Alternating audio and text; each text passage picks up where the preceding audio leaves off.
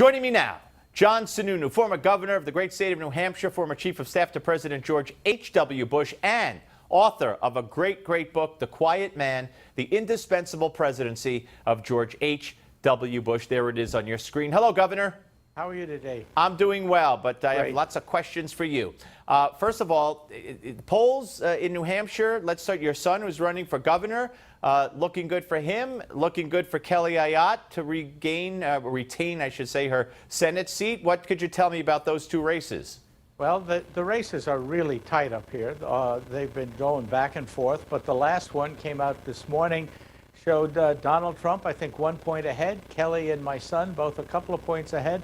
So they've got to put the pedal to the floor now and really ram it through between now and Tuesday.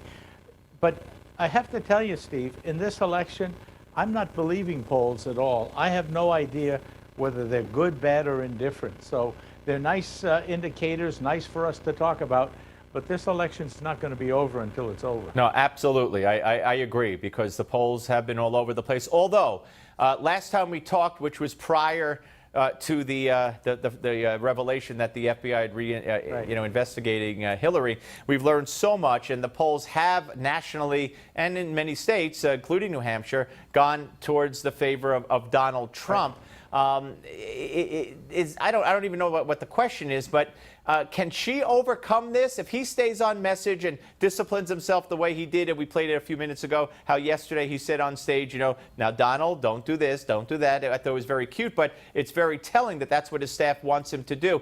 Can she, at this late hour, with all that's going on, overcome and reverse the trend of the polls? Look, the Clintons can figure out how to manipulate almost anything. So he's got to stay on message. But I think the burden she's carrying is not just the reopening of the case, but the fact that reopening of the case reminds people that the Clintons have really imposed a culture of corruption on the Democratic Party. And I think it's that realization is oozing down even to the Senate and gubernatorial and the congressional races here in New Hampshire. The governor who is running against Kelly Ayotte, Governor Hassan, has had to return about $70,000 of illegal contributions. She got caught in a pay-to-play thing as well.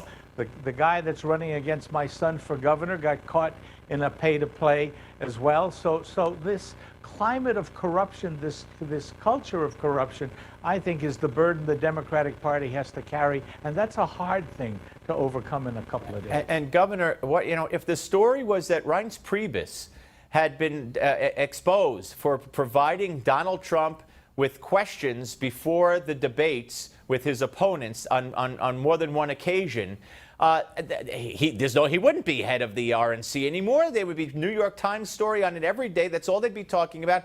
Donna Brazile has been caught now in two separate emails with two separate occasions saying, I get these off and I'll give you more, blah, blah, blah. And she's still head of the DNC. Well, that's part of where this culture of corruption oozed into the DNC. And the worst part of that is that the DNC stuck it to Bernie Sanders and kept him from having an honest chance of getting the nomination. I think the Sanders voters are really the ones who should be most upset at the revelations of this culture of corruption and this tie-in between the DNC chairman, and the Clintons.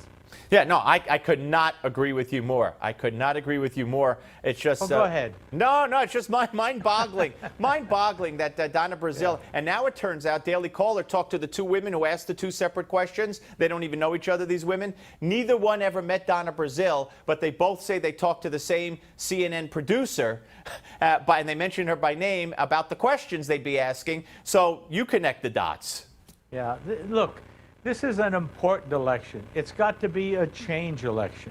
And I think Republicans and independents are beginning to understand it. And I think this drift of coming back home is real. And I think the enthusiasm gap is real.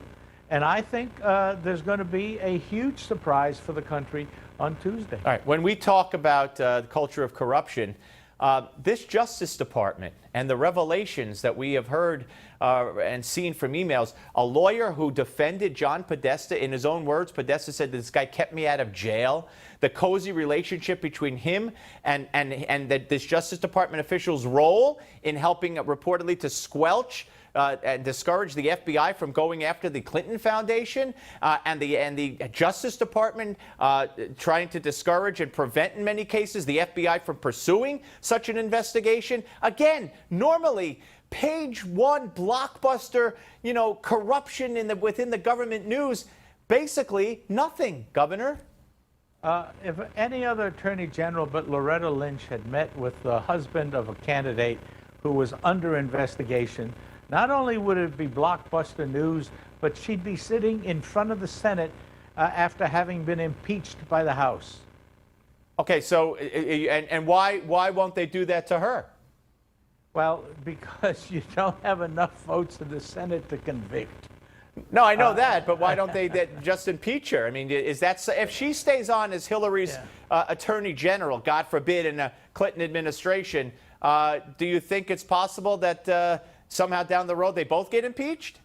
I think that the biggest problem the country has right now with a Hillary Clinton victory is that Hillary and the possible consequences of her malpractice, if you will, her evil doings, is that she picked a horrible second choice for vice president. Such a weak link. That's a good point. I mean, my gosh, what would a President Tim Kaine be like?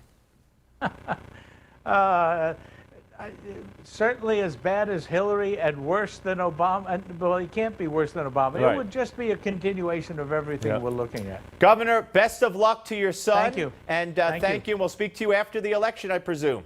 Thank you, Steve. Thank you. Governor John Sununu, ladies and gentlemen. The book, again, is The Quiet Man, The Indispensable Presidency of George H.W. Bush.